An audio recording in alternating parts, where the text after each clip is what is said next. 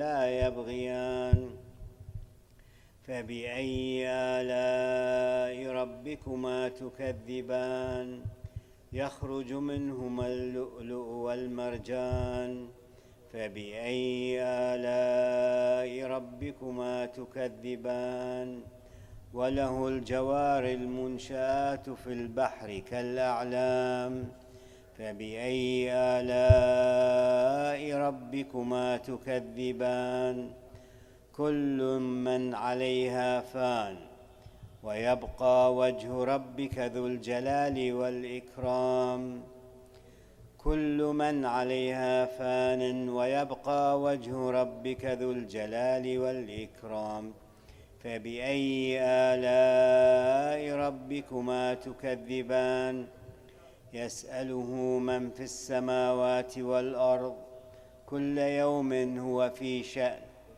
فبأي آلاء ربكما تكذبان سنفرغ لكم أيها الثقلان فبأي آلاء ربكما تكذبان يا معشر الجن والإنس إن استطعتم أن تنفذوا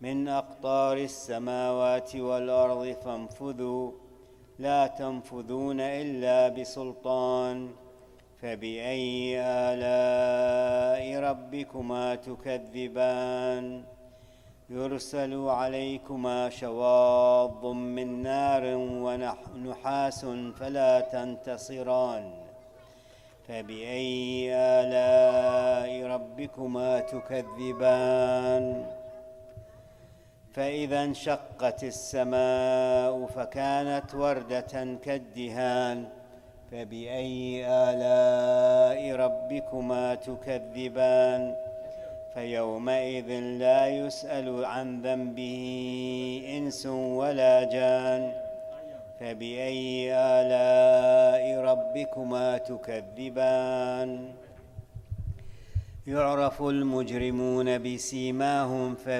فيؤخذ بالنواصي والأقدام فبأي آلاء ربكما تكذبان هذه جهنم التي يكذب بها المجرمون يطوفون بينها وبين حميم آن فبأي آلاء ربكما تكذبان ولمن خاف مقام ربه جنتان فبأي آلاء ربكما تكذبان ذواتا أفنان فبأي آلاء ربكما تكذبان فيهما عينان تجريان فبأي آلاء ربكما تكذبان فيهما من كل فاكهة زوجان فبأي آلاء ربكما تكذبان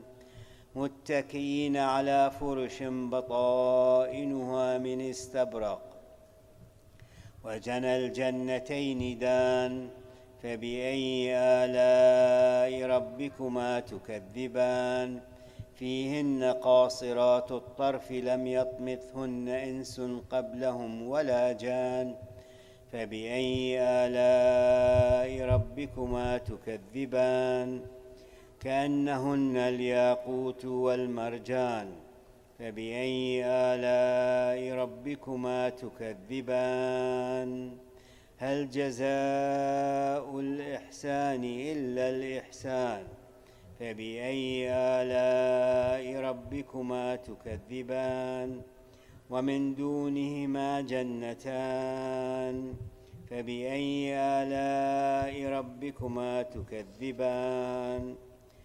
مدهامتان فبأي آلاء ربكما تكذبان فيهما عينان نضاختان فبأي آلاء ربكما تكذبان فيهما فاكهة ونخل ورمان فبأي آلاء ربكما تكذبان فيهن خيرات حسان فبأي آلاء ربكما تكذبان حور مقصورات في الخيام فبأي آلاء ربكما تكذبان لم يطمثهن إنس قبلهم ولا جان فبأي آلاء ربكما تكذبان متكئين على رفرف خضر وعبقري حسان فبأي آلاء ربكما تكذبان تبارك اسم ربك ذي الجلال والإكرام صدق الله العلي العظيم وصدق رسوله الكريم وصلى الله على محمد وآله الطيبين الطاهرين صلوات اللهم صل على محمد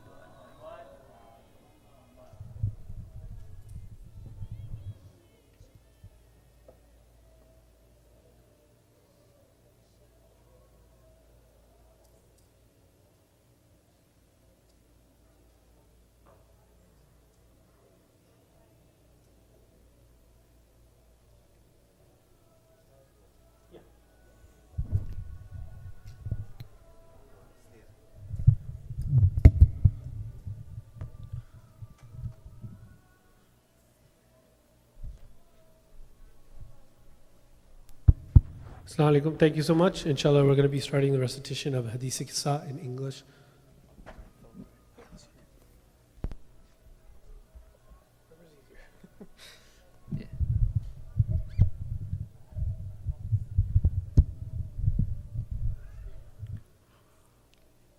Salawat.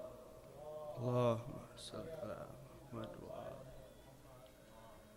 أعوذ بالله من الشيطان الرجيم بسم الله الرحمن الرحيم اللهم صل على محمد وآل Muhammad.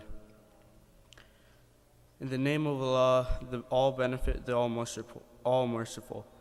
Fatima Zahra, the daughter of Rasulullah, peace be upon them, and have thus related an event. My father, the Prophet of Allah, came to my house one day and said to me, "Peace be upon you, Fatima." I replied, "And upon you be peace." And then he said, "I feel weakness in my body." I said, May Allah protect you from weakness, father."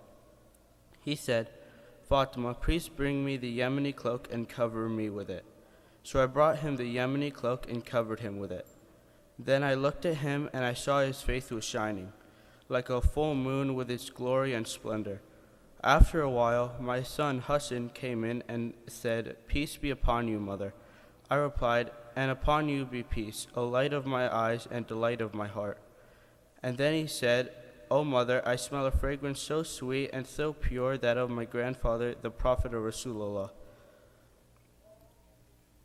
I replied, yes, your grandfather is underneath the cloak." Hassan went near the cloak and said, "Peace be upon you, my grandfather, the Prophet of Allah. May I enter the cloak with you?" He replied, "And upon you be peace, my son and master of my fountain, Kothar. You are given the permission to enter." So Hassan entered the cloak with him.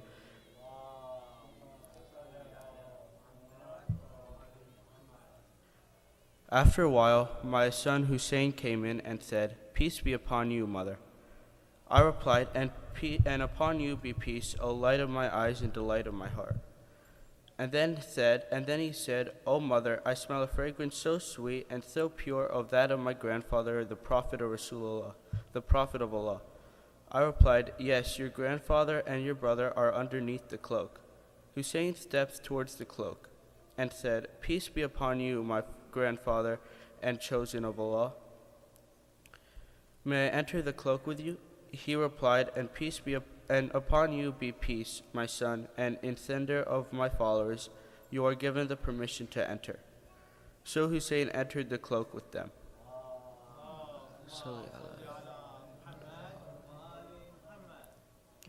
After a while, Abdul Hassan, Ali ibn Abi Talib, came in and said, "Peace be upon you, O daughter of the Prophet of Allah." I replied, and peace be upon you be peace, O father of Hassan and commander of the faithful. And then he said, O Fatima, I smell a fragrance so sweet and so pure of that of my brother and my cousin, the Prophet of Allah. I replied, he is underneath the cloak with your 2 sons. So Ali went near the cloak and said, Peace be upon you, O Prophet of Allah. May I enter the cloak with you? He replied, and upon you be peace, my brother and my successor. My successor and my standard bearer, you are given the permission to enter.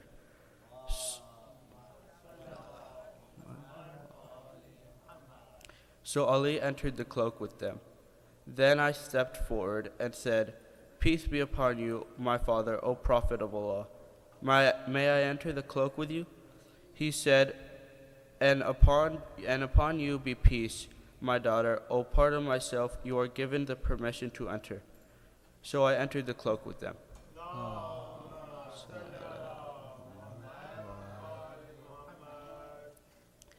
Getting together underneath the cloak, my father, the Prophet of Allah, held his 2 ends of the cloak and raised his right hand towards the heavens and prayed, O Allah, these are the people of my household, the Ahlul Bayt. They are my confidence and my supporters. Their flesh is my flesh, and their blood is my blood. Whoever hurts them hurts me too. Whoever displeases them displeases me too. I am at war with those who are at war with them. I am at peace with those who are at peace with them.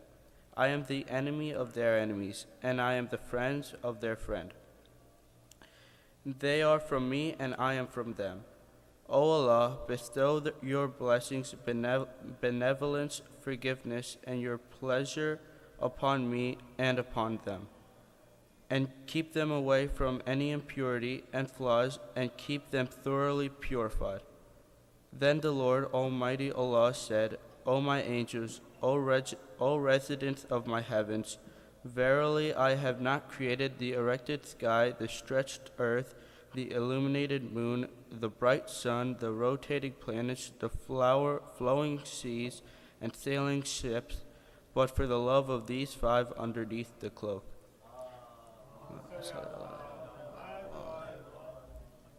Jibreel, the trusted angel, asked, Who are these under the cloak? The Almighty answered, They are the household of the Prophet and the asset of prophethood. They are Fatima, her father, her husband, and her 2 sons.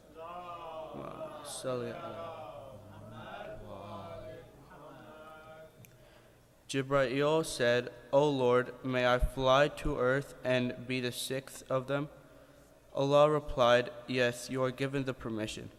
Jibreel, the trusted, landed near them and said, Peace be upon you, O Prophet of Allah. The All-Highest conveys his peace on you and his greetings, and says, By my honor and glory, O my angels, O residents of my heavens, verily I have not created the erected sky, the stretched earth, the illuminated moon, the bright sun, the rotating planets, and the flowing seas and the sailing ships, but for your sake and love.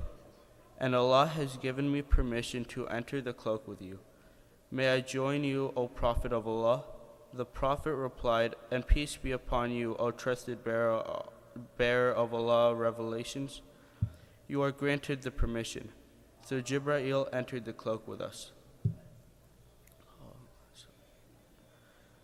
And said to my father, Allah sends his revelations to you. Verily, Allah's desire to keep you away from impurity and flaws, O people of household of Ahlul Bayt, and keep you thoroughly purified. Then Ali said to my father, O Prophet of Allah, tell me, what significance has Allah given for getting together under this cloak? The Prophet replies, By him who rightfully appointed me a prophet and chose me a messenger of the salvation of mankind, whenever and wherever an assembly of our followers and friends mention this event, Allah will bestow their blessings and mercy. Angels will encircle them, asking Allah the remission and of their sins until the assembly disperses. So Ali said, Verily, by the Lord of Kaaba, we and our followers are the winners. And then my father replied, By him who rightfully appointed me a prophet and chose me a messenger for the salvation of the mankind, whenever and wherever an assembly of our followers and friends mention this event, there shall remain none grieved, but Allah will remove his grief. There shall remain none distressed, but Allah will dispel his distress. There shall remain none wish seeker, but Allah shall grant his wish. Ali, peace be upon him, said, Then we have won and attained pleasure. I swear by Allah, so have our adherents. We have won and attained pleasure in this world and in the hereafter. I swear by the Lord of the Kaaba. O Allah, send your blessings upon Muhammad and the family of Muhammad. Salawat. Sit down. Muhammad wa ali Muhammad salawat, mashallah, good job. Allahumma salli ala Muhammad wa ali Muhammad. While we're waiting for Maulana to step inside the hall, are there any young ones who would like to read any small surahs for us? Come on up. Yeah. Okay, you come on up. All right, you come on up. Say Assalamu alaikum. Your name? You want salam? Yeah. Or Not right now, just a surah. okay. Which surah do you? Okay. Bismillahirrahmanirrahim. Inna anzalahu fi laylatul qadr wa ma adraka ma laylatul qadr. Laylatul qadr khayrun min alfi shahr. Tanazzalul malaikatu ruhu fiha bi rabbihim min kulli amr. Salamun hiya hatta matla'il fajr. MashaAllah. Good job. Allahumma salli ala. All right, one more. Come on up. Little one here.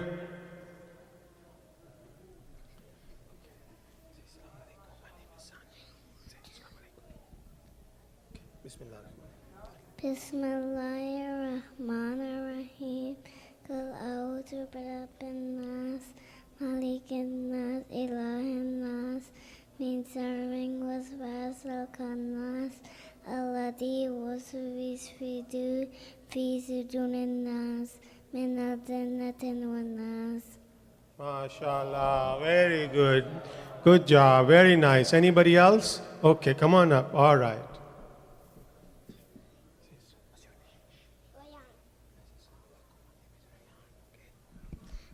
Bismillahirrahmanirrahim. Idha ja'a nasrullahi wal fath wa ra'aytana sayyidahum fi dinillahi wa sabba bihamdi rabbika wastaghfirhu innahu kana tawwaba. MashaAllah. Good job. Very good. Wali Muhammad. Anybody else? How about you? Come on up. Yeah, you. I think Maulana is outside in the hallway just greeting everybody. So inshallah, he'll be here shortly. Bismillahirrahmanirrahim. Huwallahu ahad, Allahu samad, lam yalid wa lam yulad wa lam yakul lahu kufuwan ahad. Very good. Allahumma salli ala Muhammad wa ali Muhammad. MashaAllah. Ghulam Bas, can you bring Maulana, please? I think he's outside. أعوذ بالله من الشيطان الرجيم بسم الله الرحمن الرحيم الحمد لله رب العالمين الرحمن الرحيم مالك يوم الدين إياك نعبد وإياك نستعين اهدنا الصراط المستقيم صراط الذين أنعمت عليهم غير المغضوب عليهم ولا الضالين صدق الله العلي العظيم. Very good. Good job. Salawat for Muhammad wa ali Muhammad. Allahumma salli ala Muhammad wa ali Muhammad. So just a couple of quick announcements. Again, the Majlis every night is inshallah at 7 p.m. So please kindly be on time. We'd like to request all of you to kindly move forward as much as possible. both in the brothers and the sisters area, please move forward as much as possible as we're expecting a packed house tonight.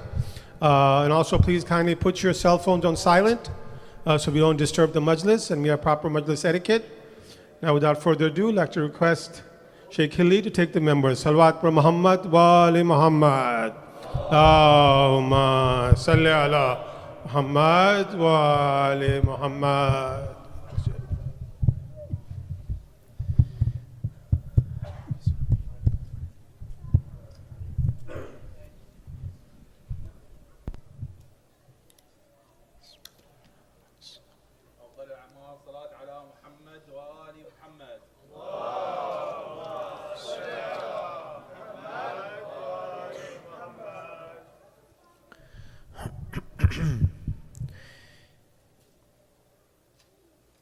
We would like to request you to recite Surah Al-Mubarakat Al-Fatiha for the marhumin of the sponsors, Abrar Hussain and Mohammed Hussain and families. The following marhumin: Sayyid Lal Shah, Sayyida Nazir Fatima Shah, Sayyida Najma Nakwi, Sayyid Muhammad Nasir, Sayyida Rashida Begum, Sayyid Masood Al-Hassan Nakwi, and Sayyida Talat Nakwi, and all marhumin. Al-Fatiha. Bismillah ar-Rahman.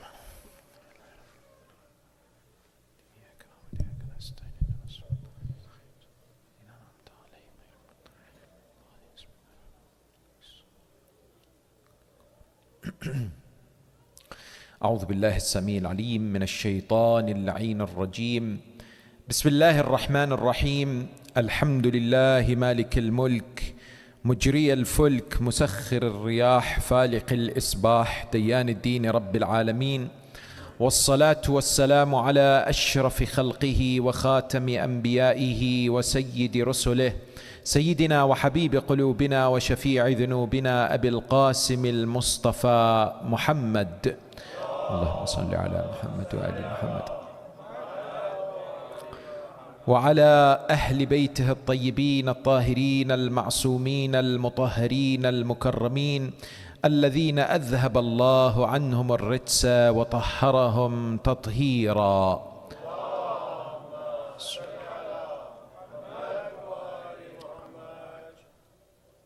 السلام عليك سيدي ومولاي يا أبا عبد الله، وعلى الأرواح التي حلت بفنائك، عليك مني سلام الله أبدا ما بقيت وبقي الليل والنهار، ولا جعله الله آخر العهد مني لزيارتكم. السلام على الحسين وعلى علي بن الحسين وعلى أولاد الحسين وعلى أصحاب الحسين جميعا ورحمة الله وبركاته. صلوات.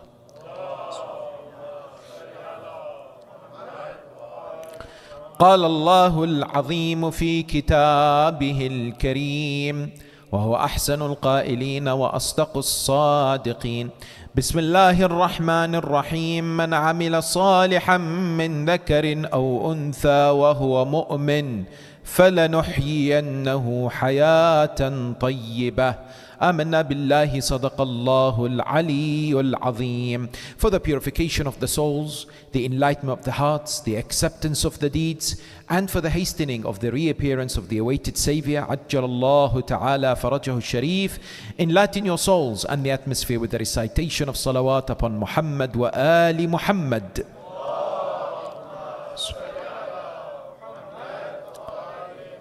Respected elders, sisters and brothers, Salamun alaykum wa rahmatullahi ta'ala wa barakatuh.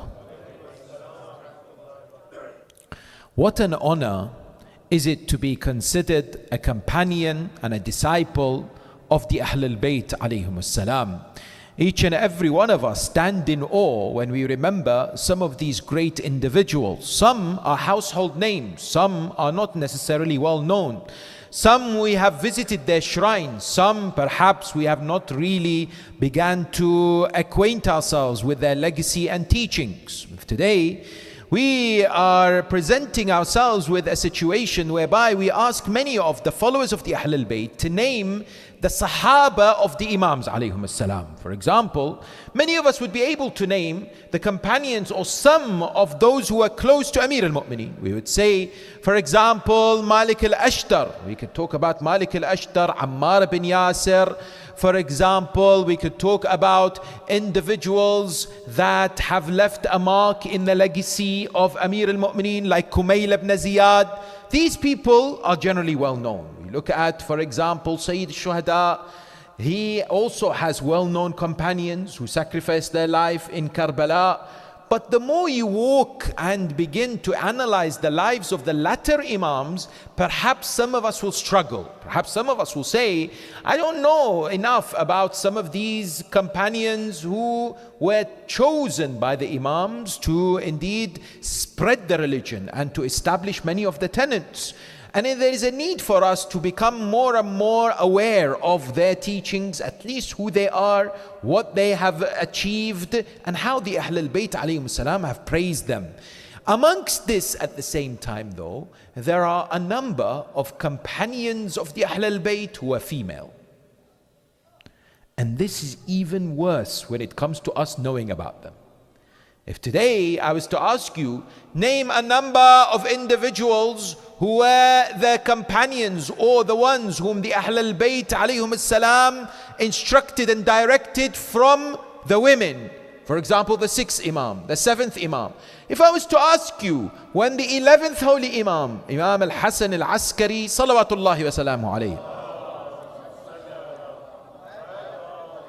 which female did he say, when I die, I want the Shia to follow her. She will execute my commands and she will be responsible for the affairs. Which female is that? Some people will say, I have no idea. I thought it's the holy 12th Imam. Without a shadow of a doubt, this is the one chosen by Allah subhanahu wa ta'ala. But the Imam alayhi salam, 5 years of age, he was concealed from the people. He was running the affairs. But for the people, there was somebody whom the 11th Imam said, this individual, she will take the affairs of the Shia. Who is she? Hudayth, his mother. The mother of the 11th Holy Imam became responsible in discharging the affairs of the Shia. This is something most of us are not aware of.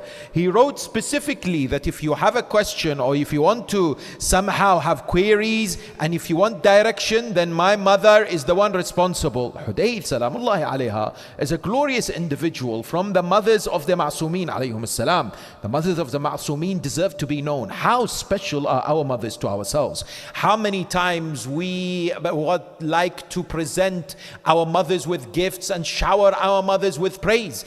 Our mothers for ourselves are considered to be very important human beings. If they're still alive, we go and show them respect. If they've passed away, we remember them in Majlis and visit their graves. Imagine the love that we have for our mothers. Imagine the love and the respect and the reverence we have for Ahlul Bayt. Imagine the love we should have for the mothers of the Ahlul Bayt. Mothers of the Ahlul Bayt have outstanding virtues and status in the eyes of Allah subhanahu wa ta'ala. And they're just not normal mothers. They are people whom Allah tabaraka wa ta'ala has chosen to have the wombs that carry these holy, pure, immaculate, ma'soom individuals. And many of them have fascinating stories. Many of them have established great teachings and legacies. It is for us to unravel and for us to, insha'Allah ta'ala, discover. And this is why it is of the utmost importance that we recognize that, for example, Hudayth, the mother of the 11th Imam, where is she buried? She's buried in the same chamber where Narjis, for example, Hakima, the 10th and the 11th Imam are there. When we go to Samarra, and may Allah subhanahu wa ta'ala grant us all tawfiq to perform the ziyarah of the shrines of Ahlul Bayt alayhum salam. When you go there, most of us forget to highlight that yes, you pay your respect to Imam al-Hadi alayhi salam, to Imam al-Askari alayhi salam, to Narjis, the mother of the 12th Imam, to Hakima, the daughter of the 9th Imam, the sister of the 10th Imam.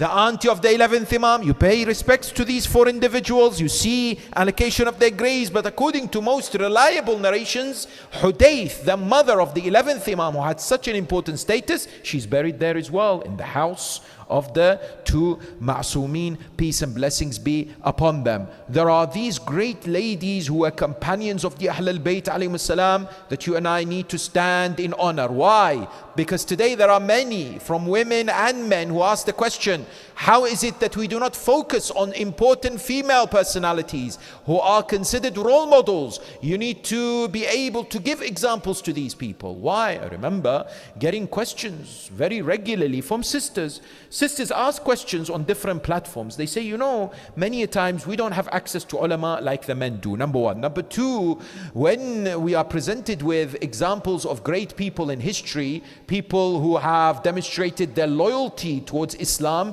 often we're talked about men. We talk about individuals who are from the males. Yet seldom do we present examples of females. Females who have had that bravery, that loyalty and courage. No doubt there are those who are household names.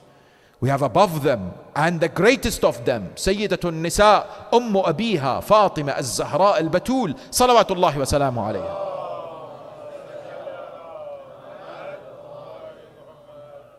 And then of course you have the likes of Sayyida Khadija, Sayyida Fatima bint Asad, you have Sayyida Zainab, you have Sayyida Ma'sooma, peace be upon them all. But how many can name more than 10 great female personalities in the history of Islam? Think about it, do this exercise later on. More than 10. Are we able to name more than 10 females? If we can't even name them, how about their lives? Therefore, there is maybe a case that there has been injustice on the women of the Ahlul Bayt, meaning women who are close to the Ahlul Bayt or close to the Imams of the Ahlul Bayt, they deserve to be recognized, deserve to be known, deserve to be praised. For example, if I was to ask you this question, do you know the lady by the name of Harra bint Halima? Who is this Harra bint Halima? You might say, I don't know. I don't know who this person is. Never heard her name, never came across her story.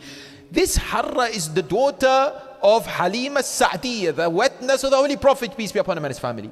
This Harra was a staunch supporter and a person who displayed and exhibited wilayah of Ahlul Bayt in the most courageous and valorous manner. In which way? She lived at the time of the 4th, 5th and the 6th Imam. She would be speaking fada'il of Ahl al-Bayt to the people in Kufa and Baghdad in Iraq. She lived in that era.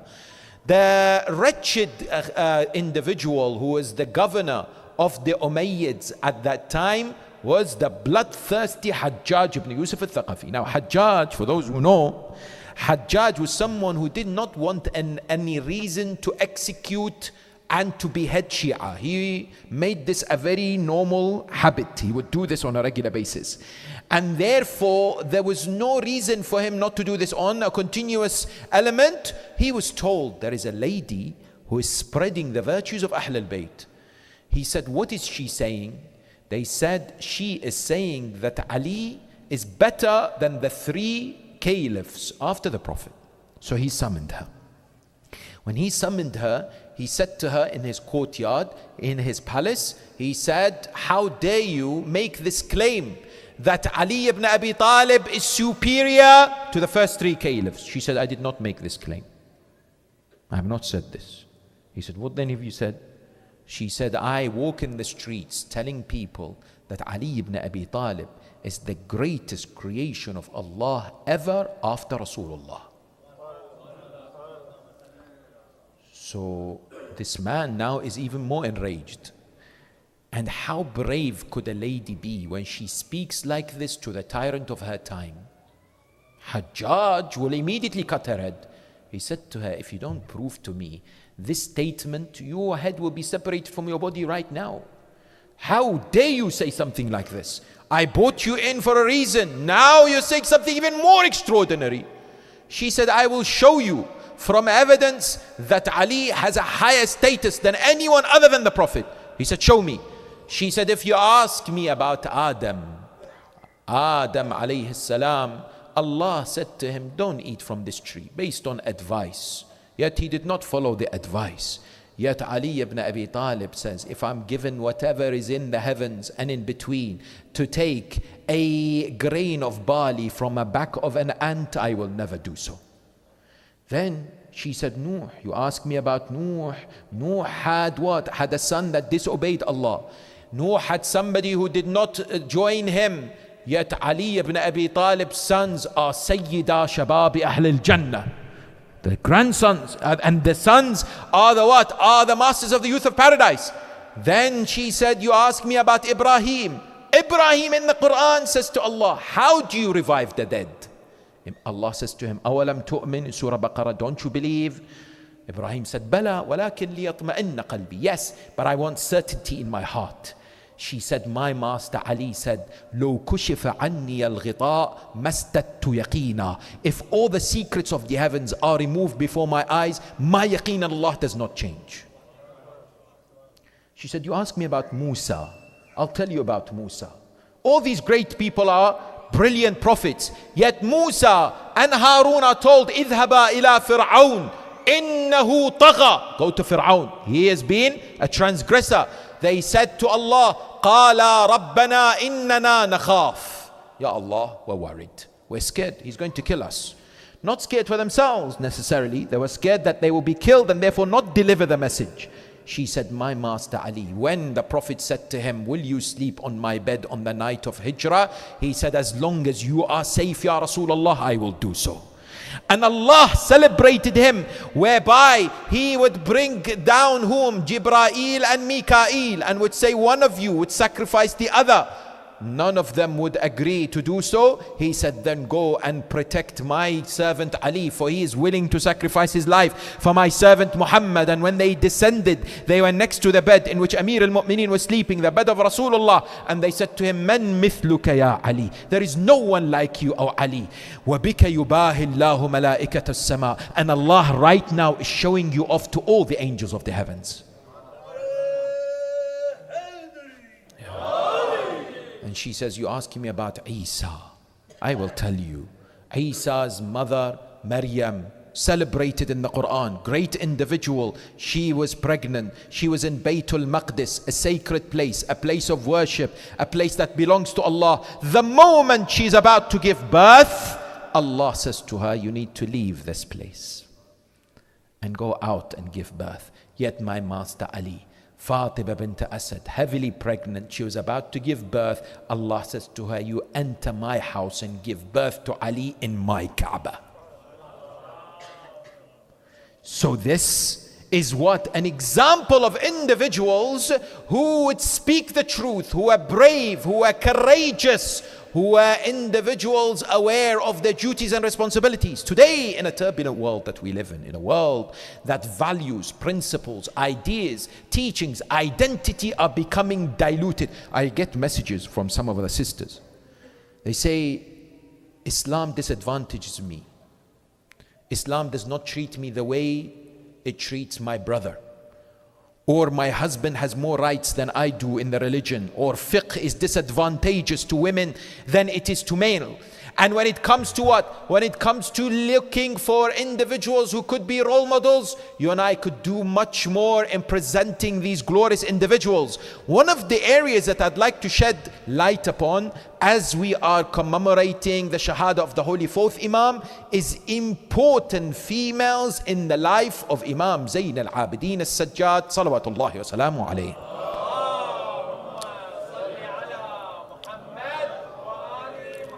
If you truly analyze and examine the beautiful lives of the Ma'soomeen alayhum salam, you will see the spoken Quran. You will see individuals who manifested the teachings of the Quran in their lives. That there is no doubt. If the Quran speaks about the honor that Allah subhanahu wa ta'ala has given to men and women, there is no doubt that the Ahlul Bayt demonstrated this when it comes to people around them and their teachings about women and well as men.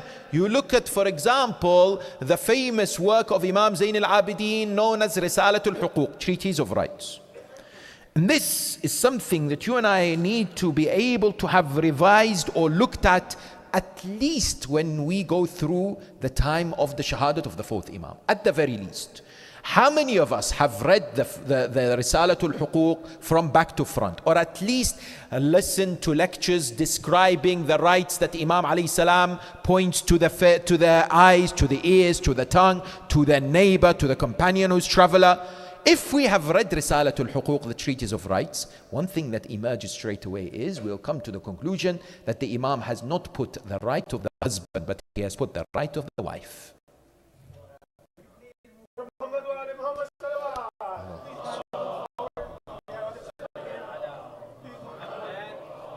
Come as close as you can. May Allah subhanahu wa ta'ala give you tawfiq and reward. Come as close as you can with the remembrance of Imam Sahib al-Asri wa zaman al-Mahdi al-Muntadhar. Salawat.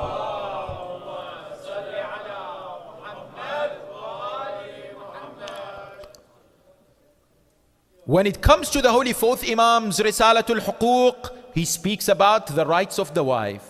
He says that when it comes to the right of the wife, this is not something to be taken lightly. Why is it that he focuses on the wife and not the men? Why is it that sometimes people will come and say, listen, this is not present here, this is not present here. There is always this comparison. No, the Ahlul Bayt alayhum salam, they fill gaps. They see the voids. They are messengers of Allah subhanahu wa ta'ala on this earth from the perspective of clarifying the truth and highlighting the teachings. When it comes to this, maybe there is an indication that the rights of the wife sometimes are ignored. They are not necessarily adhered to at that time and even today, to highlight the importance that the religion of Islam focuses on women and the status of women.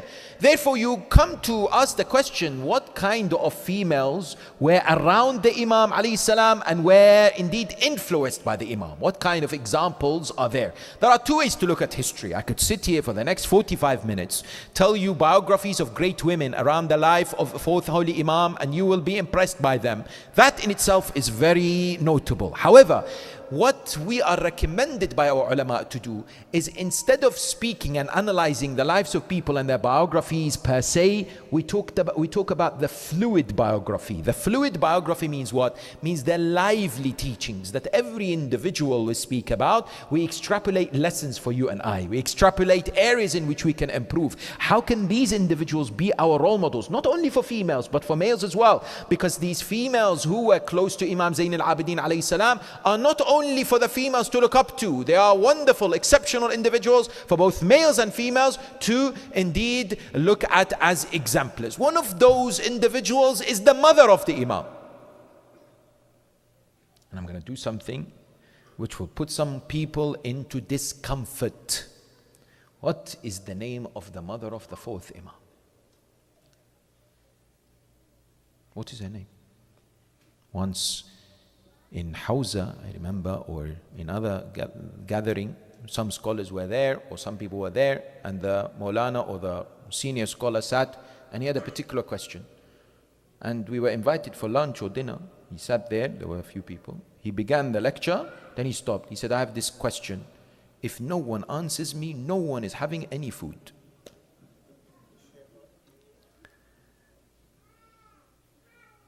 So what is the name of the mother of the Holy Fourth Imam?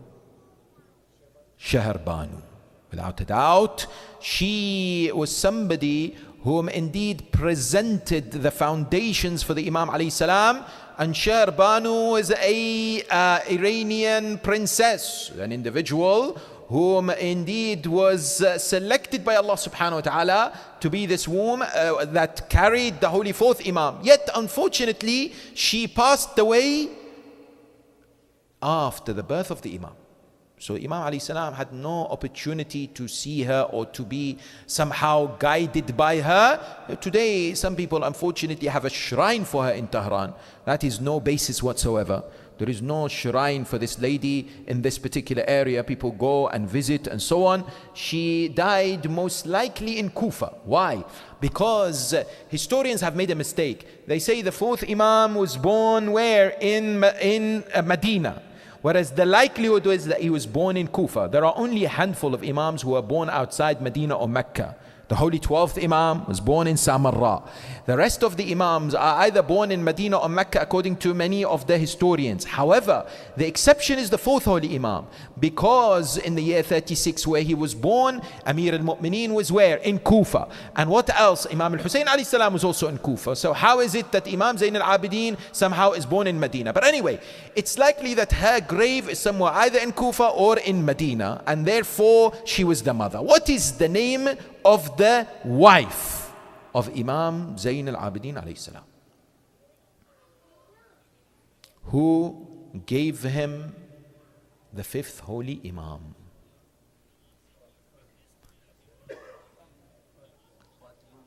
Ahsan, Fatima bint al-Imam al-Hasan al-Mujtaba salawatullahi wa salamuhu alayhi.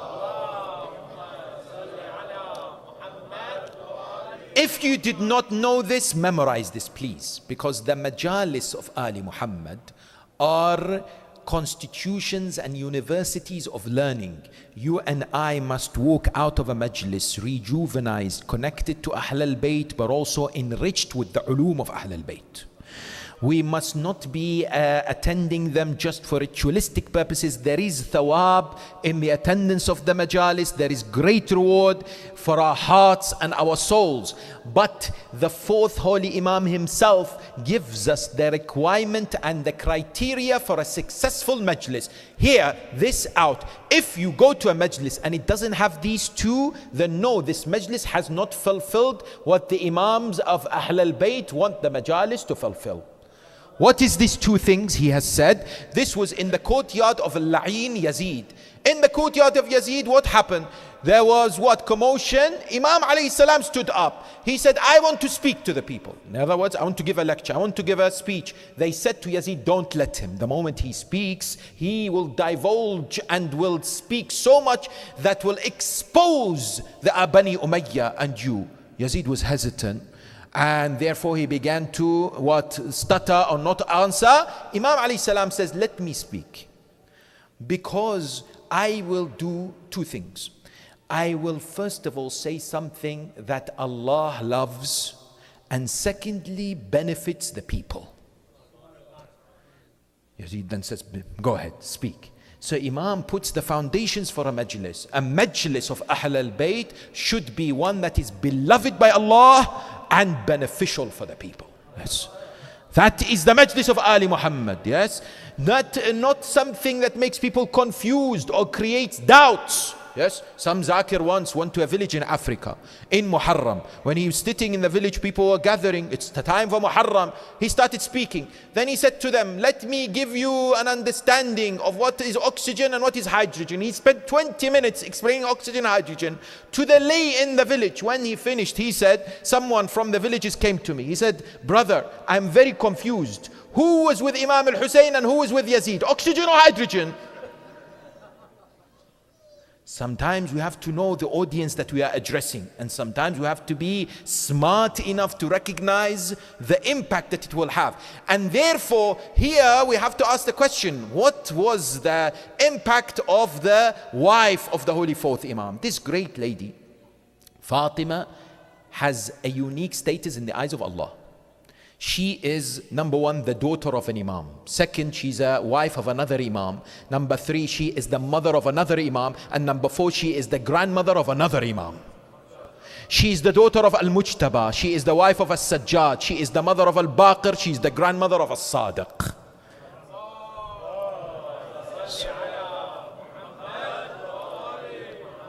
And the narrations say what? The narrations from the Ahlul Bayt in Al-Kafi say that Imam As-Sadiq alayhi salam says, Fatima bint al-Hasan was the best daughter of Imam al-Hasan alayhi salam. That no child of Imam al-Hasan alayhi salam reached the status of Fatima. She was the highest in terms of the status from the children of Imam al-Mujtaba alayhi salam. And what was interesting about her is that Imam al-Baqir alayhi salam highlights she was given what? Special abilities by Allah subhanahu wa ta'ala. In Al-Kafi, we are told that Imam al-Baqir alayhi salam says, one day she was sitting and I was sitting, and all of a sudden we were next to a wall, and on the wall we saw it began to collapse. So he said it will definitely collapse onto us. Imam al-Baqir alayhi salam said, I heard my mother. I was a very small child. I heard my mother. She immediately looked at the wall and said, La wa haqqil Mustafa. La a'adhanu laka bis-suqut. By the Mustafa, the Holy Prophet, I do not give you permission to fall on us. Imam al-Baqir, who's a ma'soom, in Al-Kafi said, I saw the wall suspended on the air until me and my mother moved away, then it collapsed. These are great individuals. These are not people that you and I can take lightly. Fatima, the daughter of Imam al-Hasan alayhi salam, was there in Karbala. She witnessed the calamities. She looked after Imam al-Baqir, who was only 3 years of age. She was nursing Imam al-Sajjad alayhi salam, her husband. She was part of the caravan of the captives, and she was one of the eyewitnesses who would narrate what happened on the 10th and after the 10th. She had a tremendous impact when it comes to being amongst the loyal, faithful women of the Ahlul Bayt, and specifically the Holy Fourth Imam. That's one individual. Another individual whom you and I need to remember is a name that may not be familiar, but I want you to remember her name. Her name is Habbaba Walibiyya. Who is Habbaba Walibiyya? Habbaba Walibiyya achieved something that no human being in history has achieved. She has been given something that no human being has been given. Ajib, you must say to me, what is this? Habbaba Walibiyya, according to many of our narrations, was able to meet and speak and serve 8 Imams of the Ahlul Bayt. Imagine that. And wallah, some of our sisters come and say, oh, Islam does not honor women. There is no respect for women. There is no this. Don't allow the noise outside and those who are haters of Islam to come and brainwash your brain. Come and listen to the teachings of Quran and Ahlul Bayt. Speak to the ulama. They will tell you what Islam honors about women, not those outside religion. Don't take religion from those outside religion. Take religion from those inside religion. There is no brain that's needed to tell you that those who know the religion and have studied the religion and are teaching the religion know Islam much better than those outside the religion who are seeking to take you away from Islam. They're seeking to take you away from Islam. Those who are Western liberal feminists and others, they are not interested in people to become adherent towards the religion of Islam. So don't take your faith from them. Yes, this Habbaba Walibiyya is who? She is an individual who came to Amir al-Mu'mineen Ali ibn Abi Talib salawatullahi wa salamu alayhi. When she came to Amir al-Mu'mineen, she said to him, Ya Ali, show me a sign that you are chosen from Allah subhanahu wa ta'ala. He said, very well, bring me this stone on the ground. There was a big stone. So she picks up a random stone. She gives it to Amir al-Mu'mineen. Using his blessed ring, he imprints on the stone miraculously. So the stone now has the imprint of the ring of Amir al-Mu'mineen. Then he gives her the stone and says, anyone who can do this is one who has been chosen by Allah to be the wali and the one who's the vicegerent of Allah. So she takes this miracle, she sees, she holds on to the stone. After Amir al-Mu'mineen is martyred, she comes to whom? She comes to Imam al-Mujtaba alayhi salam. The riwayah says when she comes to Imam al-Mujtaba, she doesn't say anything. Imam al-Mujtaba sees her, says to her, give me the stone that my father imprinted his ring on. She gives him the ring, the stone. He places his hands with the ring on the stone. It imprints right next to the imprint of the ring of the Amir, and he gives it back to her. She goes to Sayyid al-Shuhada Aba Abdullah. It is interesting because in narrations I found the 8 Imams that she met, the most out of them that she spent time learning from and being educated by and spreading the teachings was Aba Abdullah. She is a narrator of a number of ahadith from Imam al-Husayn alayhi salam. He also did the same. She said, I want to Imam Zayn al-Abidin alayhi salam. He was in sajda, subhanallah. Of course he would be. He is as-sajjad, the one who is the ornament of the worshippers. When he finished the sajda, I gave him the stone. He did the same. She said, I met al-Baqir, I met al-Sadiq, I met al-Kadhim, then I met al-Ridha. When I met al-Ridha, he did the same. About 20 days after she met Imam al-Ridha alayhi salam, she passed away. And Allah gave her the life to what? To live throughout the ages in which she would meet all these Imams. 8 Imams of the Ahlul Bayt. This is tawfiq from Allah subhanahu wa ta'ala. This is something that Allah tabaraka wa ta'ala has indeed facilitated for her. She was amongst, no doubt, individuals who was inspired by the Holy Fourth Imam. But I'd like to focus in the next few minutes around a personality that unfortunately has been forgotten, or not enough light is shed upon her life. And she was very close to Imam al-Sajjad alayhi salam, and she is somebody that deserves to be understood. Why? Because here in the United States, she has been attacked by scholars of other schools of thought, especially in Dallas. I have seen a lecture of a scholar, a Muslim scholar, who has attacked her. Yes? And this is in following of history, how she has been attacked. The sister of Imam al-Sajjad alayhi salam by the name of Sukayna. Please understand the next few minutes, because for some who do not focus, they will get confused. Why? Because when it comes to the daughters of Imam al-Husayn alayhi salam, there are many people who ask the question, how many daughters did Imam al-Husayn alayhi salam have? How many were there in Karbala? How many were left in Medina? These questions are posed. The research that has been conducted by many ulama, but I will quote 2. One, by the shrine of Imam al-Husayn in Karbala. They have published books, number 1. Number 2, by a great scholar in London who has over 80 volumes of book, and an institution which is dedicated towards the research about Karbala and Ashura, the Encyclopedia of Imam al-Husayn, al-Sheikh Sadiq al-Kirbasi. These two particular areas or people have done incredible research about the personalities of Karbala and what happened in Ashura and these particular individuals. And I am taking the accounts from them, in case you might say, okay, where did this come from? I have not heard from this. It's important for us to get an understanding. When it comes to this, they say that when it comes to the daughters of Imam al-Husayn, what we know for sure are the following. Number 1, he had a daughter by the name of Fatima al-Kubra. And he had a daughter by the name of Fatima al-Sughra. Now, different cultures have given the Fatimas different titles.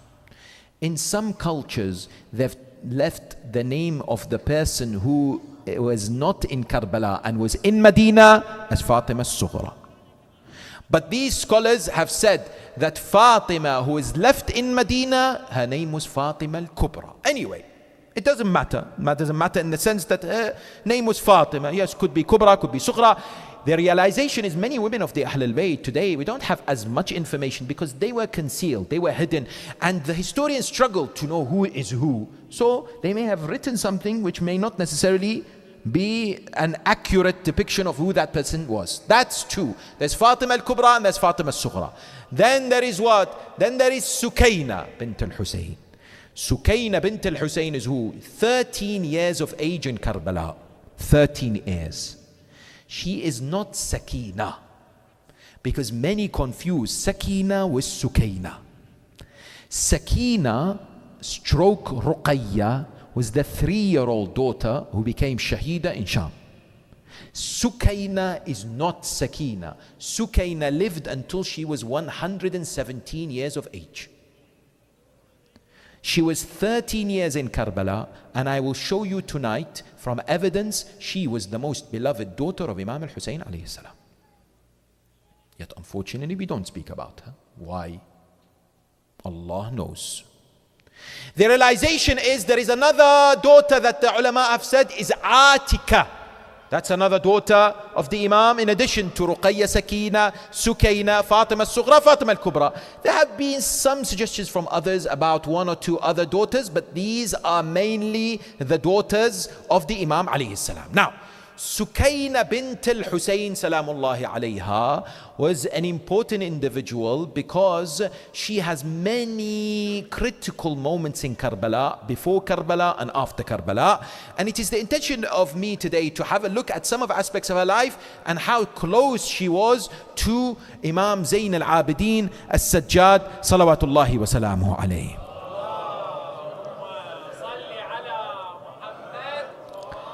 The famous historian Ibn Kathir, He comes and says, do you know who Sukayna was? كانت سكينة بنت الحسين أحسن النساء حتى كان يضرب بحسنها المثال. Ibn Kathir says Sukayna was the best of women, to the extent that anyone who wanted to give an example how a great female should be would give Sukayna as an example. So she was a role model, a figure that people recognized her excellence. Yes, number one. Number two, Imam alayhi salam, Sayyid al-Shuhada himself praises Sukayna and whom? And Rabab, her mother, in lines of poetry that are attributed to him. What does he say? Imam al-Husayn alayhi salam says, لَعَمْرِي إِنِّي لَأُحِبُّ دَارٍ تُحِلُّ بِهَا سُكَيْنَةُ وَالرَّبَابُ. He says, I swear by my life, I love a house that has two people in it, Sukayna and Rabab. So, some ulama have said this is an indication that perhaps amongst his wives, the most favored was Rabab, and the most favored of his daughters was Sukayna. Now, Sukayna was an individual whom was the subject of a marriage proposal by Al-Hasan al-Muthanna. Who's Hasan al-Muthanna? Hasan al-Muthanna is the son of Imam al-Mujtaba alayhi salam. Hasan al-Muthanna, he's known as Al-Hasan because he was the son of Imam al-Mujtaba, therefore he's the Hasan the second, Hasan al-Muthanna. He came to Imam al-Husayn alayhi salam and said to him, uncle, I want to marry Sukayna. That was before Karbala. Hasan al-Muthanna was in Karbala. He fought, he lost his arms. His arms were cut. Then he was saved and he lived for many years after Karbala. Yes. Imam alayhi salam said to him, who would you like? He said, I would like Sukayna. I want to marry Sukayna. Imam then answered something which highlights the status of Sukayna in the eyes of Imam and in the eyes of Allah subhanahu wa ta'ala. He says what? أختار لك فاطمة. No, I'm going to give you Fatima Sughra. The Fatima that many ulama say was there in Karbala, yes, and some cultures say Fatima Kubra. I will give you her. Why? Not Sukayna. Why? فَإِنَّهَا أَكْثَرُ شَبْهًا بِأُمِّ فَاطِمَةَ. Fatima, this one that you will marry, she resembled my mother Fatima the most. Number one. So she's suitable for you. However, وَأَمَّا سُكَيْنَ. But the reason why I don't think Sukayna is good for you, وَأَمَّا سُكَيْنَ فَغَالِبٌ عَلَيْهَا الْإِسْتِغْرَاقُ بِاللَّهِ. No, Sukayna is not suited now for marriage because she is devoted too much in the remembrance of Allah subhanahu wa ta'ala. She will not be good for you, so to speak. I'm paraphrasing. So Imam al-Husayn alayhi salam says to his nephew, I will give you Fatima, but not Sukayna. Sukayna, let her be. She is not going to get married for now. Later, when it comes to her life, you recognize that she had a special relationship with Imam Sajjad alayhi salam. She would never leave him. She was always with him. And she was incredibly saddened when he was martyred. She was still alive. We have a number of beautiful incidents and stories that highlight how Sukayna was close to Imam Sajjad alayhi salam. If you're hearing this for the first time, then inshallah you can make a record of it and use this great lady to inspire your daughter, to inspire your wife, or the ladies to inspire themselves and each other. Sukayna, one day, she came to Imam Sajjad alayhi salam and gave him 1,000 dinar and said to him, I would like you to go and take this and from this which I have gathered from the wealth that I have, distribute this through food to the poor and the needy. This is my request, and Imam al-Sajjad alayhi salam will take this money from his beloved sister and he would do this. One day Sukayna came to Jabir ibn Abdullah al-Ansari radwanullahi ta'ala alayh after Karbala. In accordance to a narration, she said to him, O Jabir, you are a companion of whom? Of Rasulullah. You are beloved to us Ahlul Bayt, so to speak. I have one request for you. I'm paraphrasing. This is what the riwayah says. She said, I have one request for you. He says, what is it? She said, my brother Zayn al-Abidin doesn't stop crying. I would like to ask you to ask him to stop. Because my fear for him is that the crying is impacting him, impacting his health. So my request for you is to speak to him so that the crying after Karbala stops. So she was in the state of mind constantly to look at the welfare and the well-being of the Imam alayhi salam and the rest of the Ahlul Bayt. Now, one of the things that were outstanding about her is the courage to speak against injustice and to stand up to dhulm and oppression. In which way? When she was part of the caravan of the captives in Sham and before that in Kufa, the historian said, we heard Sukayna bint al-Husayn say this. She would say to people, ما رأيت أقسى قلبا من يزيد ولا رأيت كافرا ولا مشركا شرا منه. I have not seen anyone who has a hard heart as bad as Yazid, and I have not seen a kafir or a mushrik who is as bad as Yazid. She would be speaking this where? In Medina, and perhaps in the journey in Kufa and what? And in Sham. Likewise, in Medina after Karbala and before Karbala, when she was young, she used to do one thing which the Bani Umayyah hated, but they couldn't catch her. She was a defender of the wilayah of Ahlul Bayt alayhum salam in the most beautiful of ways. In which way? The Bani Umayyah instituted the cursing of the name of Amir al-Mu'mineen after in Salatul Jama'ah and Jum'ah. When it comes to pulpits and the lectures, what she would do is she would gather slaves and servants. She would give them money and say, in Medina, walk around, speak to people about the virtues of Ali ibn Abi Talib.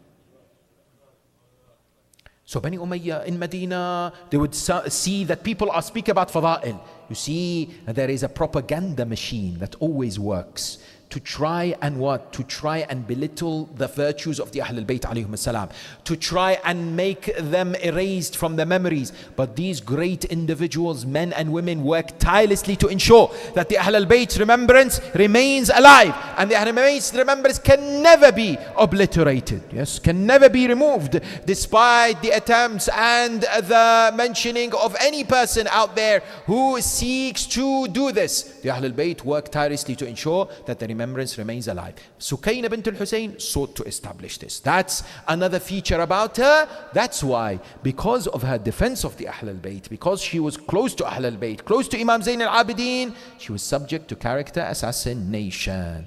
And today, what exists in the book of our brothers, the Ahlul Sunnah, this is an academic, not a sectarian discussion. This is a purely academic discussion, so that the mu'mineen know how these members of the extended Ahlul Bayt are viewed by other Muslims. Whether they know or not, such existence, unfortunately, of heartbreaking depictions exist about them in their books, which we categorically reject and never accept. What is it found in the books of history about Sukayna bint al-Husayn, which I heard in a lecture emphasized by a particular scholar who sadly Shias listen to here in America? What is it that he said on YouTube, which I know exists in the books? In the book of Al-Aghani, by a man by the name of Abu al-Faraj al-Isfahani, famous book which describes singers and musicians in history of Islam. This author, Abu al-Faraj al-Isfahani, died in the year 376 after Hijrah, so over 1,000 years ago. Okay, he comes forward and says, let me tell you what Sukayna, the daughter of Husayn, was like, when he writes his biography about her. And another person by the name of Madaini also says the same thing. These are the two main sources that today our brothers Ahlul Sunnah, they take to know what Sukayna bint al-Husayn was like. He says, number one, and astaghfirullah, I am mentioning this with a heart broken from a member of Imam al-Husayn. It's not suitable, but I'm telling you so that you know. In case you come across others who tell you, no, the daughter of Husayn was this and this, you must be able to defend Abu Abdullah. You must be able to defend Sukayna. You and I must have this ghira, that particular zeal to stand up to those who critically and come forward and put this kind of non-existent attacks on the Ahlul Bayt alayhum salam because of their ignorance or because of their arrogance. We must not be heedless about this. So what do they say? He says Sukayna was somebody who loved marrying and divorcing. So she married Mus'ab ibn Zubayr. Who was Mus'ab ibn Zubayr? One of the enemies of Ahlul Bayt. Mus'ab ibn Zubayr killed Mukhtar al-Thaqafi. Mus'ab ibn Zubayr is the brother of Abdullah ibn Zubayr, who is the enemy of Ahlul Bayt. They are both the sons of Zubayr ibn Awam, who fought Amir al-Mu'mineen in Jamal. So Mus'ab ibn Zubayr is what? They say he's one of the husbands of Sukayna. They say another one is Zayd ibn Abdul Rahman ibn Auf. Abdul Rahman ibn Auf was not very good with Amir al-Mu'mineen. His son Zayd, they say she married him. Married, divorce. Number one. The more troubling accusation, they say Sukayna loved singing and dancing, and she would gather men in her house for gatherings of music and dancing. You know, it's a litmus test whether somebody loves Ahlul Bayt or not. When they say this on a mimbar from Dallas or anywhere else in the US or anywhere else, and they say, yes, sadly, Sukayna, the daughter of Husayn radiyallahu anh, is like this, that immediately shows me and anyone with an ounce of brain, you have no respect for Ahlul Bayt. If you have the least understanding of who the Ahlul Bayt are, you recognize these are distortions and fabrications against Ali Muhammad. You and I must recognize the dangers. I remember many years ago when I was blessed with a young child in UK, I was in the hospital. And there's a prayer room in the hospital in London. When I was there, I finished my salah. Someone from our brothers from other schools, he came, he looked at me, he said, brother, why are you praying differently to us? I said, I'm from the followers of Ahlul Bayt. I'm a Shi'i, I'm a 12 Shi'i, and this is my madhab. He said to me, you know what the problem with you guys are? And I love that sentence to start off with. You know what the problem with you guys are? I said, what is the problem? Please educate me. What is the problem? He said, we are better than you. I said, why? He said, we love Sahaba and Ahlul Bayt. You only love Ahlul Bayt. So you're halfway through. You're not like us. I said, brother, come. He said, what is it? I said, I have a proposal for you. He said, what is the proposal? I said, I am ready to go now on Instagram, on the social media with you, and we make a declaration. He said, what is the declaration? I said, we make a declaration that we Shi'as, we love Sahaba and we love Ahlul Bayt, like you. He said, that's amazing. That's what we have been asking for years. I said, but it has conditions. He said, what is the condition? I said, let me ask you this question. In tashahhud in salah, what do we recite? I want you to tell me what you recite. So he began to tell me. Yes, he began to recite it. Yes, and then he said, Allahumma salli ala Muhammad wa ali Muhammad kama sallayta ala Ibrahim wa ala ali Ibrahim innaka Hamidun Majid. I said, stop. I said, you and I, we share this tashahhud in salah. I say, Allahumma salli ala Muhammad wa ali Muhammad. You say, Allahumma salli ala Muhammad. Do you agree? He said, yes. I said, therefore, if we come out on Instagram and we say that we all love Sahaba and Ahlul Bayt, we must have something to prove this. He said, what do you mean? He said, now all of us in salah, in tashahhud, we have to say, Allahumma salli ala Muhammad wa ala ashabi Muhammad wa ala ali Muhammad. Is it okay? He said, no. I said, why? He said, you cannot put the ashab in salah because my prayers will be void. I stood up and said, that's why we stick to Ali Muhammad, because through them my salah is accepted.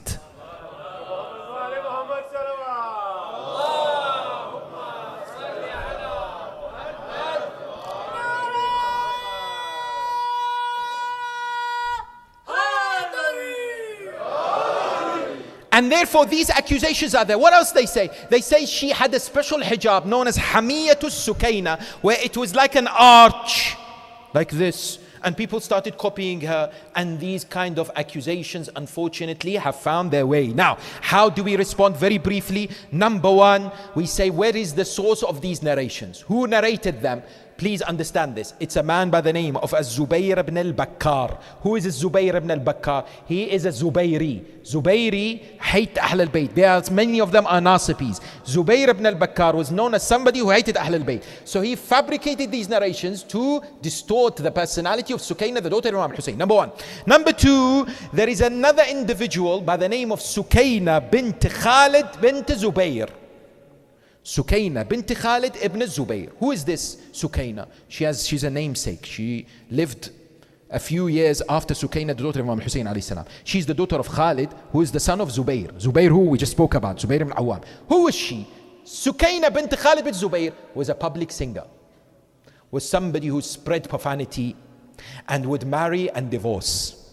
So what they did was they said, let's bring this reputation and place it towards Sukayna, the daughter of Husayn, so that we distort it for the people and make Sukayna, the one from Zubayris, okay. Because if Sukayna, the daughter of Husayn, can be labeled to have done this, then it's okay for the Zubayris to do this, to normalize it, to make the practice okay. Yes. So those are the hands that distort it. Now someone will say, okay, what else? How do we refute this? The first thing we say is, what did Abu Abdullah say about his daughter? He said, my daughter is somebody who is devout and is constantly remembering Allah.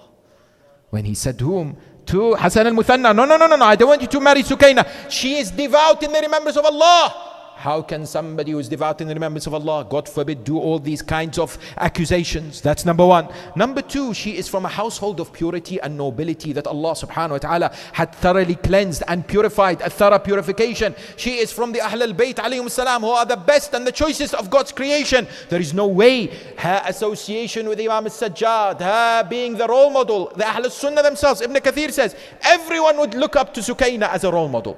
How is it possible that they would look up to her as a role model and she does these kinds of things? That's number two. And finally, number three of great importance is what? Is the idea that the women of Ahlul Bayt were taught not to be out there in public. We have narrations by some of the companions of Amir al-Mu'mineen who said, 5 years I was with Amir al-Mu'mineen, I never ever saw Zainab, his daughter, or I never heard her voice. Because the Ahlul Bayt protected their women. They would not allow their women to be out there in public or to be exposed in any particular way. Therefore, such an accusation can never, ever be accepted. Because Sukayna bint al-Husayn was outstanding in every sense of the word. A lady who is a role model for both men and women in 4 ways. And I'll end with this. How can she be considered an exemplary? Please understand this. Number one, of great importance, her relationship with her father. Today, we have a particular problem, which is we keep getting people and young daughters and others complaining that my father does not spend time with me, my father does not show me love, my father does not give me self-esteem. And some of our daughters, some of our sisters out there are struggling because they say, my father is just somebody who brings food to the table. And because of his feeling to be a masculine, he feels that he cannot show emotion or love towards his daughter.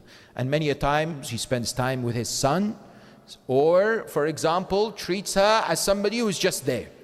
The idea that today is unfortunately missing is the notion that many of our daughters look up to their fathers. Look at the relationship of Sayyidatun Nisa with the Holy Prophet. Look at the relationship of Sayyida Zainab with Amir al-Mu'mineen. Look at the relationship of Sukayna with Imam al-Husayn alayhi salam. These are exemplars to highlight that a father needs to invest time with his daughter. Even if she's 10, 11, 12, 13, spend time, meaning what? Go out with her, make dedicated time with her. If she is young, 6 or 7, play with her, read stories for her, show her how proud you are of her. When she's wearing the hijab at 9, praise her, tell her, MashaAllah, I'm so proud of you for wearing hijab, for praying. Show her that you know what, you have a special place in her heart and she has a special place in your heart. She craves that kind of attention and that kind of praise. I know in some cultures that doesn't exist. Some cultures, they feel this is unmanly, unmasculine. Not in Islam. Allah subhanahu wa ta'ala wants us to be the best. And therefore, this example highlights to us the need for many of the fathers to look at the relationship with their daughters. Because many a times when their daughters, God forbid, go astray, is because of a lack of a role model that they look up. May Allah bless the mothers. They are there. They're trying the hardest. But because they are there majority of the time in the upbringing, they may not necessarily have an influence as much as the father has. And therefore, this is a reminder. Number one. Number two, when Sukayna walks in the streets of Kufa and exposes Yazid, when she walks and gives slaves money in order to highlight the fadail of Ahlul Bayt, what does it say? Today there is a great opportunity to stand up when it comes to misconceptions about women. I ask you, how many people today will tell you and I, 124,000 prophets, they're all male. Maraji', why don't we have women who are maraji'? Inheritance, why Islam favors inheritance when it comes to men? Why double? And so on. The list is endless, yes? And sometimes our own people, our own sisters and brothers, they buy into this narrative. Or they become convinced that, yes, you know what? This is a man-made religion. Or this is a religion for men, written by men, and so on and so forth. This narrative, the more there is a soft war. Soft war. What does that mean? That means subtle, through social media, subtle, through, for example, certain statements, through certain celebrities, whatever it takes. The ideas are embedded slowly in the hearts and the minds of our youngsters and others. They begin to accept this. So what do we need to do? We need to have workshops. We need to have a social media presence. We need to have education and awareness about what? About the status of women in Islam, and be inspired by the likes of Sukayna salamullahi alayha to clarify those unfortunate myths. That's number 2. Number 3. One of the greatest defenders of hijab is the daughter of Abu Abdullah, no doubt.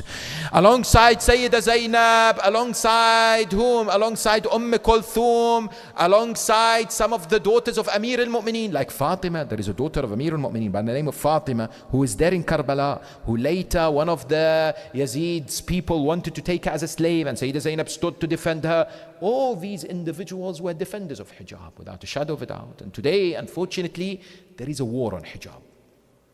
Very briefly, I'll mention this. You say, why? We see, mashallah, hijab being observed everywhere.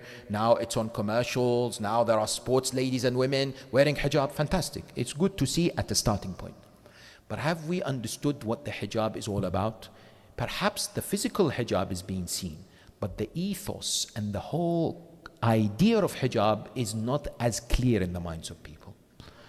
So today there may be the physical hijab, but there also is the full absolute makeup that draws men towards them.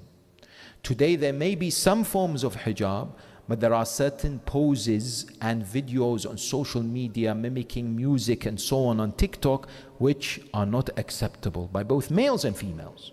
But specifically when it comes to males, because there is a physical hijab that is wajib upon them. So when it comes to Sukayna, if I want to improve my life and learn from her, I need to have that particular encouragement and to be able to learn how to apply the Islamic chastity and the dress code of modesty. And of the greatest of importance is education. What do we mean? Sukayna salamullahi alayha finally was a narrator of hadith. There are today a hadith that are narrated from the daughter of Imam al-Husayn. One of them is the hadith from the Holy Prophet Mohammed sallallahu alayhi wa sallam.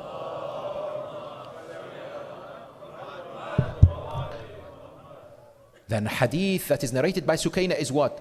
Humala'ul Quran, urafa'u Ahlul Jannah. The ones who carry the Quran in this world are the Gnostics of the people of paradise, are the urafa of the people of Jannah, meaning that they have the highest levels. Those who carry the Quran means what? Not physically. مثل الذين حملوا التوراة ثم لم يحملوها كمثل الحمار يحمل Asfara. Quran says, don't be like the mule and the donkey who carries the books, doesn't know what's going on.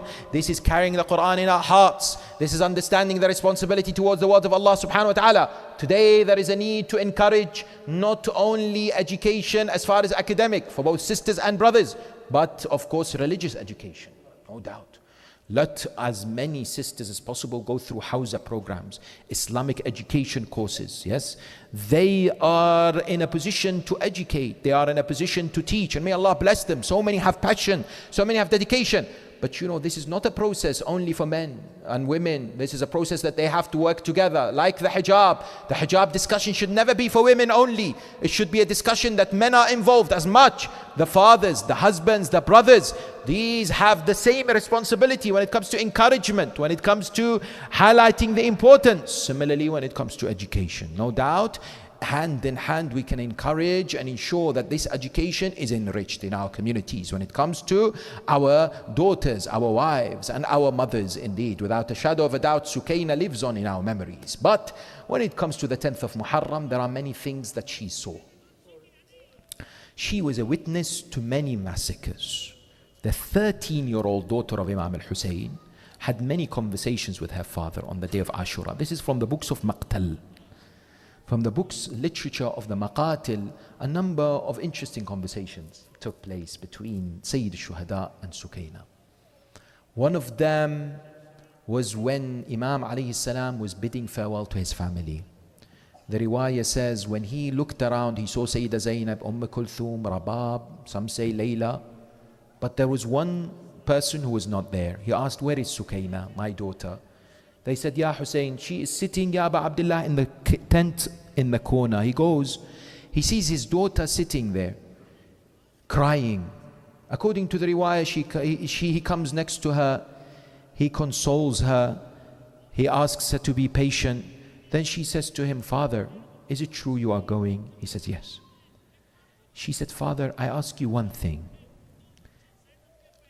I saw you placing your hands on the head of Hamida when Muslim was martyred. Now I will become yatima. Please place your hands on my head. Imam al-Husayn alayhi salam does this for his daughter Sukayna. Yes, bids farewell. Sukayna saw this, yes, and indeed was grieved. On the Sham-e Ghariba, she was somebody who witnessed what? She was somebody who witnessed the attack on the family. She witnessed the burning of the tents. She saw the children running.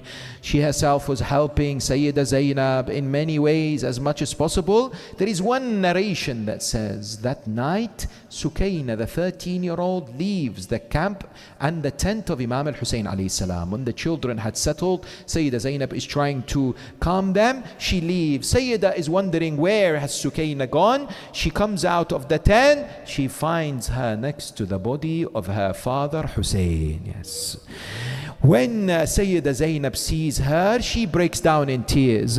Imagine this daughter, beloved daughter of Imam Hussein, is next to the body. What kind of body was she witnessing? Number one, there was no head. Number two, there was no neck. Number three, there were arrows everywhere. She was sitting there crying. Later, Sayyida Zainab asks her, Oh Sukayna, my dear daughter, what did you see? What did you hear? Sukayna narrates that when I was next to the body of my father Hussein, I heard a sound come from the direction of his body. This sound is this sound is a number of poetry that has been narrated. It says, Shi'ati mahma sharibtum azba ma'in fadhkuruni, أو سمعتم بغريب أو شهيد فاندبوني فأنا الصبت الذي من غير جرب ذمحوني. Oh my Shia, every time you drink a sip of water, remember my thirst, because I am the grandson of the Prophet that was slaughtered with no fault and no mistakes and no errors. Now Sukayna sees this, he narrates this, but one of the most heart-rendering moments for her was when she was in the dungeons of Kufa. Why? She was waiting for Imam Zayn al-Abidin, her beloved brother, to return. When Imam Zayn al-Abidin returns from Karbala, the women surround Imam Zayn al-Abidin. They ask him, Oh Imam, did you bury our father? Did you bury my husband? Did you bury my brother? Each and every one is asking, how did you bury? What happened? Eventually he looks at Sayyida Zainab and Sukayna. He comes next to them. Imagine this is the moment that these ladies of Ahlul Bayt, what would they do? They ask Imam Zayn al-Abidin, first of all, how did you find the body of our father Hussein? Imam Zayn al-Abidin would say, Wallah, there is no body in Karbala like the body of my father Hussein. There is no body with arrows like the jasad of Hussein. Then they would say, Oh Zayn al-Abidin, tell us, how did you bury the body of Abu Abdullah? Imam Zayn al-Abidin would tell them that the moment I decided to carry the body of my father Hussein, the moment I decided to lower the body into the grave, I looked at Bani Asad. I said to Bani Asad, Oh Bani Asad, do you have a piece of cloth? They said, Zayn al-Abidin, why do you need a piece of cloth? He says, when I carry and lift the body of my father, one part of it falls, I carry another, one part of it falls. Why? Because the horses had crushed the ribs of Hussein. They had shattered the bones of Abu Abdullah. So Imam Zayn al-Abidin said, I want a piece of cloth. I want to gather the body parts of my father Hussein. They said, very well. They gave him a piece of cloth. He says to Sukayna, he says to Zainab, when I lowered the body into the grave, Allahu Akbar. Today when we bid farewell to our loved ones, what do?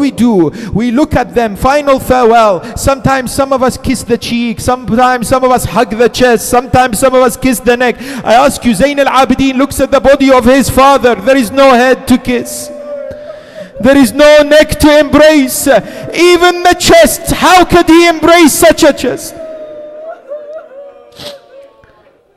He then says to Sayyida Zainab, he says, but I did not cover the body. I did not close the grave. Bani Asad said, we saw Zayn al-Abidin come out of the grave. The grave was still open. He went back on the plains of Karbala. We saw him walking back and left, looking left and right, looking for something. Later we asked him, Ya Zayn al-Abidin, Ya Sayyid al-Sajidin, what were you looking for? He said, I was looking for the severed fingers of my father Hussein.